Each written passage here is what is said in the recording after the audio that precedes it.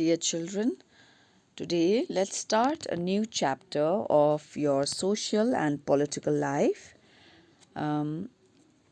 It's chapter 2 and it is called Role of the Government in Health.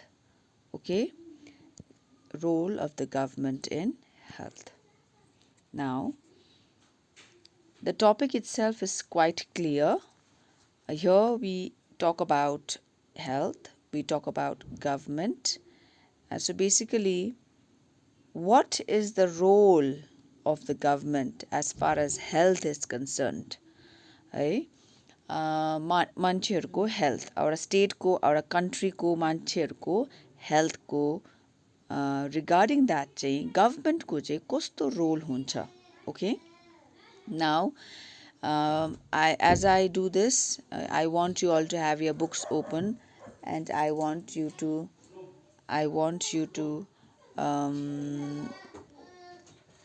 go through these pictures, this collage. Here you will see over here you will see angry faces, right? Here you see people lined up with their buckets to fill water. Here the lots of beds in the hospital, right? And likewise we see a doctor taking care of a little kid over here. This shows the food that we're supposed to eat. This shows how people cook food. And just look at it. We know through this that they are very poor people who do not even have a proper kitchen where they can cook food, right?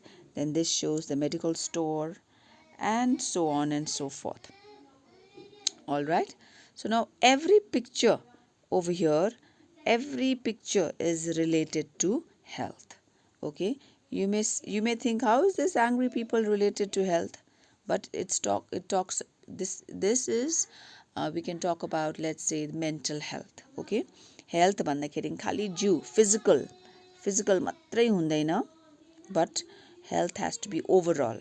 Your mental, your emotional health, your spiritual health, your सबै आउँछ. Okay. So once again, when we talk about when we try to understand what health is, we will look हुँदाखेरि त मान्छेले प्राय health भन्ने बित्तिकै they say बिमार नहुनु, हेल्दी बस्नु, हस्पिटल एडमिट नहुनु, things like that. But health भन्दाखेरि we also have to consider mental health, emotional health, of course physical health, and also spiritual health. Okay. Now again, coming back to the topic, role of the government in health, what we see is that our government, we've already learned in chapter 1 that, and probably in your class 6 also, that the Indian government, the system of government that we have here is known as the democratic government, right? It is the democratic government or democracy, where people by their right to vote, they choose and they elect leaders who will rule and who will help them, right? And because यो democracy भएकोले गर्दा जहाँनिर मान्छेहरूले नै नेताहरू छानेर राख्नुहुन्छ, so people expect, peopleको के आशा हुन्छ, what expectation they have is that the government, okay, or the ruling government has or the leaders that we have chosen, they have to work for our welfare. हाम्रो भलाइको लागि they have to work भन्ने खालको we have this thinking. Why? Because ours is a democratic government. अब कस्तो खालको welfare काम भन्दाखेरि चाहिँ lots, of course, अहिले टपिकमा हेल्थको कुरा गरिहालेको छु. Yes, health is an important part. Apart from that, education, employment, housing, development of roads, electricity, etc. यो सबै केमा आइहाल्छ, welfare कुराहरूमा आइहाल्छ. Okay. So now let's go to the next page here. Again, there's this collage of pictures. Again, every picture over here is related to health. What we see is these places, these houses, jane झोपडपट्टी भन्छ, slums हो यिनीहरू, हेर्नु चाहिँ है, राम्रो proper conditioning of ठाउँ छैन बस्ने. Every image over here, everything is related to health. Okay, so again we are trying to understand now family area ki in a democracy government has a very important role to play in the welfare of the people भनेर हामीले बुझ्यो. Okay, and health, what is health भन्दाखेरि अघि नै मैले भनिहालेँ कि health भन्दाखेरि it's not only about not being sick but also we have to keep in mind our mental health, our emotional health and probably spiritual health also.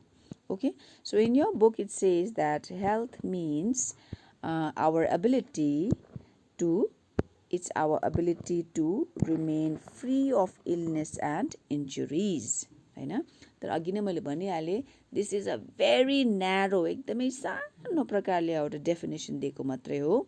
Health is really large. Okay, ठुलो छ यसको area. अनि हामीले again mental health, spiritual health, emotional health, physical health सबैलाई हामीले सोच्नुपर्छ. Okay, disease free मात्रै भएर हुँदैन. ओके, सो यहाँनिर तपाईँलाई राम्रो इक्जाम्पल दिनुभएको छ. जस्तो कि for example if people get clean drinking water or pollution free environment they are likely to be healthy. Okay, so यसमा त कुनै बिमार हेल्थ डिजिज फ्रीको कुरै छैन. यहाँनिर एउटा इन्भाइरोमेन्ट पोल्युसन फ्री इन्भाइरोमेन्टको कुरा गरेको छ, क्लिन ड्रिङ्किङ वाटर गरेको छ. बट अगेन वी नो कि यदि environment is clean then we will be healthy. If we are drinking clean water we will be healthy, we will not fall sick हैन.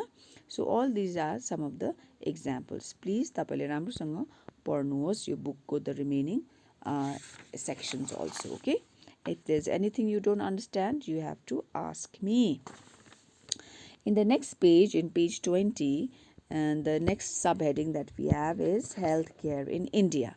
So yanira what we're going to do is in this pink column that you see yanira basically outa comparison यहाँ भनेको छ. Let's compare and contrast the situations expressed हैन. So यहाँनिर compare हामीले गर्दैछौँ. अब हेर्नुहोस् ल, नम्बर 1 मा भनेको छ India has the largest number of medical colleges. हेर्नुहोस् है, इन्डिया चाहिँ we are in a very good situation, in a good state जहाँनिर चाहिँ we have so many medical colleges. Okay, हाम्रो स्ट्यान्डर्ड राम्रो छ द्याट वे. ओके, डक्टर्सहरू every year so many 15,000 and more डक्टर्सहरू एभ्री इयर पास भएर qualify भएर जानुहुन्छ. ओके, अब त्यसको ठिक्कै अन दि अदर ह्यान्ड यस्तो हामीलाई लाग्छ कि oh wow then it must be great, but रियालिटीमा अब के रहेछ है. On the other hand so यो जति पनि डक्टर्सहरू छ मोस्ट अफ देम उनीहरू अर्बन एरियामा सिटिज एन्ड टाउन्समा गएर उनीहरूले सेटल गर्छ, त्यहीँनिर काम गर्नुहुन्छ. So because of this now who will suffer? People living in the rural area, in villages, गाउँ बस्तीमा बस्ने मान्छेहरू सफर गर्छ because not many doctors, very few doctors would settle in a rural area. Okay, so त्यसले गर्दा गाउँ बस्तीको मान्छेलाई एकदमै साह्रो पर्छ. All right, going to the next column, next row, what we'll see is that यहाँनिर हेल्थ केयर फेसिलिटी चाहिँ के भनेको छ एकदमै इम्प्रुभ या फिर बढेर गएको छ भनेको छ.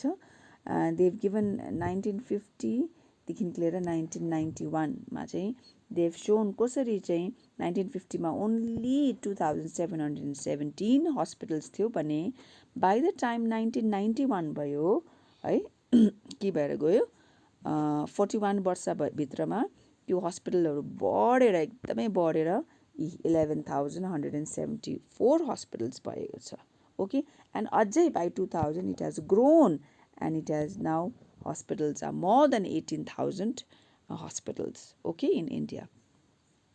यो सुन्नुमा राम्रो छ, but again let's have a reality check. Okay, so what do we see? But in spite of this about 5 lakh people die from tuberculosis every year.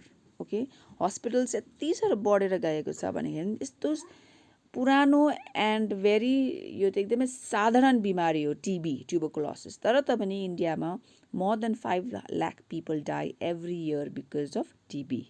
Okay, so this is के भनौँ अलार्मिङ है. हस्पिटल्सहरू बढेर गएको छ तर अझै पनि हाम्रो इन्डियामा मान्छेहरू कमन बिमारी लाइक टिबी, मलेरिया, यस्तो सिम्पल डायरिया यस्तोहरूले मान्छेहरू मरिरहेको हुन्छ. Okay, now let's again go to the next column. Then in the next row, what we'll see is हाम्रोमा चाहिँ something called medical tourist भन्ने एकदमै आउँछ अरे. ओके, सो मेडिकल टुरिस्ट भनेको टुरिस्ट तपाईँहरूले बुझ्नुहुन्छ, उनीहरू ठाउँ ठाउँ घुम्नु जानुहुन्छ होइन. तर मेडिकल टुरिस्ट भनेको चाहिँ उनीहरू नयाँ ठाउँमा आउँछ घुम्नुको लागि होइन, but for some treatment or some surgery. So India चाहिँ यति साह्रो पपुलर एउटा डेस्टिनेसन भएको रहेछ for medical tourist, because we have some of the best hospitals in the world, best doctors in the world. Okay, यस्तो छ. Okay, this is a great thing. Again reality check. तर यस्तो हुँदा हुँदा पनि हामीले we are not able to provide clean drinking water to all. Simple एउटा है जुन बेसिक ह्युमन बिङमा राइट टु लाइफमा एउटा बेसिक एउटा वाटर है, क्लिन ड्रिङ्किङ वाटर प्रोभाइड हुनुपर्ने जुन कन्स्टिट्युसनले भनिएको छ त्यो धरि पनि हामीले प्रोभाइड गर्नु सकेको छैन इन्डियामा. र बिकज अफ विच मान्छेहरू कम्युनिकेबल डिजिजेसले गर्दा मर्दछ. And these communicable diseases are mainly water borne, पानीबाटै आउँछ. एन्ड बिकज अफ दिस मैला पानी खाँदाखेरि मेनली मान्छेहरू डायरिया हुन्छ, बुढीमा जुगाहरू हुन्छ है, हेपाटाइटिस भन्ने यस्तो टाइपको बिमारहरू हुन्छ. And because of this people die also. Okay, and the next thing in the last row we'll see that India is the fourth largest producer of medicines. हाम्रोमा यति थुप्रो मेडिसिनको बनाउने कम्पनीजहरू चाहिँ तपाईँलाई थाहा छँदै नै छ. सिक्किममा पनि यति थुप्रो खुलिसकेको छ है. But in spite of this, what is happening? Half of the children in India do not get adequate food to eat and are undernourished. On one side, we are one of the highest producers of medicines, and on this other side, so यस्तो हुँदाखेरि त we should have been like really developed होइन. But again रियालिटीमा हेर्दाखेरि चाहिँ के हुँदो रहेछ, अन दि अदर साइड मान्छेहरूलाई इनफ खाना एडिक्वेट फुड पनि छैन. And people and specially kids are under nourished.